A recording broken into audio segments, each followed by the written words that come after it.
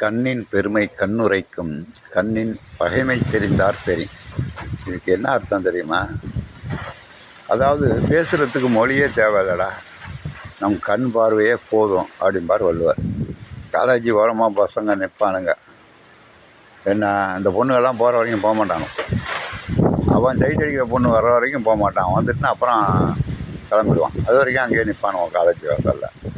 அப்போ ஃப்ரெண்டுக்கிட்ட சொல்லுவான், ஆள் வருது பார் சொல்லிக்கிட்டே இருப்பேன். அவன் இந்த பொண்ணான்னு கேட்பான், பேச மாட்டான், இப்படி கண்ணடிப்பான். இந்த பொண்ணா கண்ணால் கேட்பான். அவன் இல்லைம்மா. இன்னொரு பொண்ணு வரும், இதா அப்படின்னு கண்ணாலே கேட்பான். அவனும் இல்லைம்மா. இப்போ பேசுகிறதுக்கான மொழி, ஆனால் அவன் சொல்கிறது அவனுக்கு புரியுதுல்ல. பேசுகிறதுக்கு வார்த்தை மொழியாக தேவை, அதே தேவையில்லடான்ட்டார். அதைத்தான் கண்ணின் பார்வை கண்ணுரைக்கும், கண்ணின் வகைமை தெரிந்தார் என்பார். கண் ஒளியே போதும் அப்படின்ட்டார் வள்ளுவ பெருமான். இது எவ்வளோ பெரிய விஷயம் தெரியுங்களா? நம்ம வீட்டில் இருந்தால்